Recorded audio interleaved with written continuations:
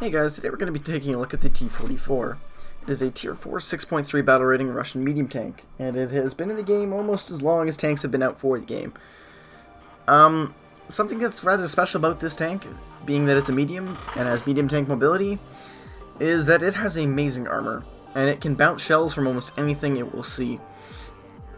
Now there are some things when it hits very bottom tier that it will have issues with, such as the Centurion Mark 10 or like that 105mm cannon as well that's on the Vickers MBT, and basically things with very high penetration. Now if you see one of these things, you want to be aiming for the gun mantlet. That is the weakest point of the tank. However, if the person driving it is angling it and wiggling their turret, you are going to have a huge pain in the ass trying to penetrate it. Now, if you're wondering, with medium tank mobility and armor like that, well, what are the drawbacks of it being at this battle rating? And, well, the issue is its penetration. It has 142 mils on its best shell, and you may be saying, well, there's one with 147, and you would be right, but that shell doesn't get normalization, so this shell actually effectively has more penetration because it's a ballistic capped round and has amazing normalization. So you want to be using the K shell, I believe, is the one that's the APC-BC round. And so, yeah. As well as you will need to be taking some EPCR with you, as if you find a Henschel Tiger from the front, you cannot kill it. So that is just something to keep in mind. Yeah, so here you can see I'm flanking and just basically trying to get around. Now, one thing with these rounds is they have a lot of high explosive filler. They generally one-shot things, and if not, the second shot should definitely kill it. The APCR rounds, well, it's APCR, what do you expect? So, yeah. So, this thing's mobility, as I said, is amazing, its maneuverability is amazing. Now, I mentioned wiggling the turret. It's kind of like angling the turret on a Tiger II. However, basically, you just sit there and tap your A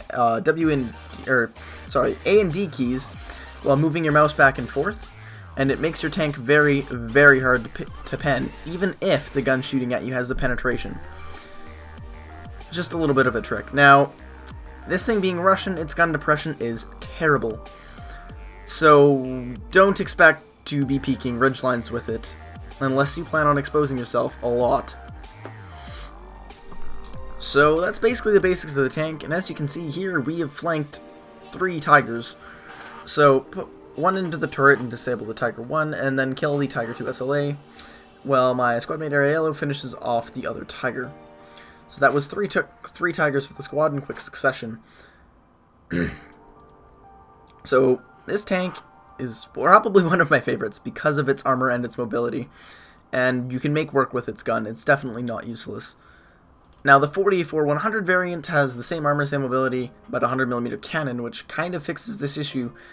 However, it's at a 7.0 battle rating and fights top tier and loses its effective armor. So it's just a bit of a trade-off there between cannon or armor. You can't have both in this, unfortunately. So, as you can see, we're on our dens here, and basically the strategy was get side shots, because with this tank you need side shots. It does have the armor to duel in head-on engagements. However, if you're not top tier, your cannon doesn't have the penetration to kill everything frontally. And being at a 6.3, you will be constantly fighting 6.7s, T-29s, T-34s, Henschel Tigers. Anything like that will give you huge issues from the front. So you really, really do need to get side shots with this tank. That's about all there is to it.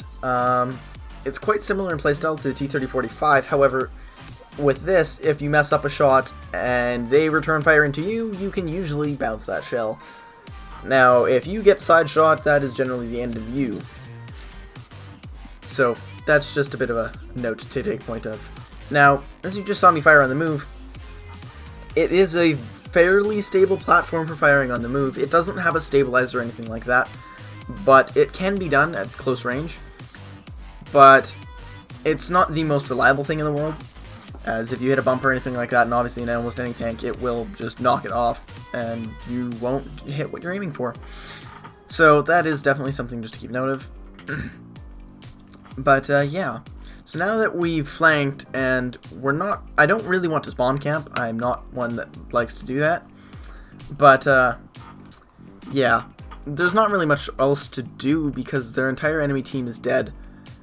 And there's nowhere I can really go to try and find more enemy tanks. There's a few left in the town, but not much. So I'm kind of just waiting, and I'm talking to my squad mate like, hey, what do you see over there?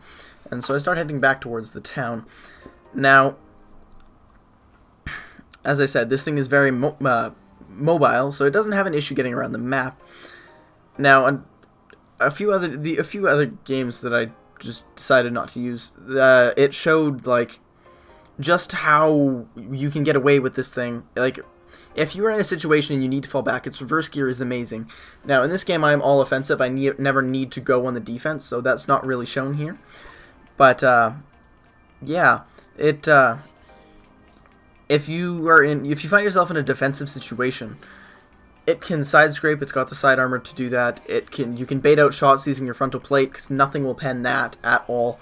Nothing you fight can go through that except for the 105mm cannons that the British get. But I mean, other than that, it's just an amazing tank, as I've said before. And if you're wondering where I got this skin from, it's actually the Arcade Esports camouflage from last season's Pro League.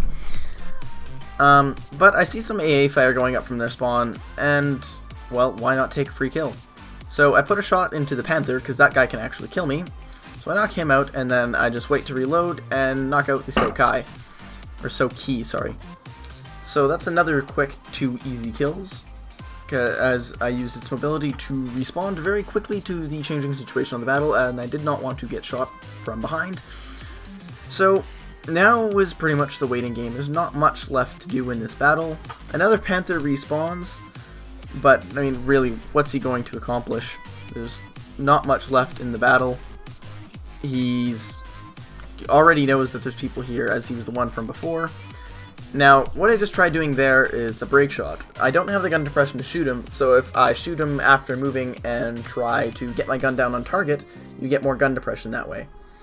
I put another shot into the Panther, and I cannon barrel him, basically just so he can't fire back. And he tries running away. I'm not entirely certain what he was doing, and I reload, and I fire on the move to knock out his crew. Now, if you noticed, where my crosshair was when I fired was not where that shot went. That's basically just ping. Nothing else that I could do about that. So, really, this game's over. The last guy is in a plane. And so, final thoughts on the T-44. If you're grinding the Russian tree, it is definitely worth using to grind. If you're having problems, you're coming from the T-34 85, you like the cannon, but you need some more armor, this is definitely the tank for you. And it's a good stepping stone into the T-44 100, which fights top tier and all the way down to 6.0. The T-44 100 is a good stepping stone into the T-54s. So going down this line is a very good way to get yourself prepared and ready for top tier into something like the T-55, going down that line. And speaking of the T-55, my next video will be sometime on the T-55. But as for this video, that's about all, and I will see you guys next time.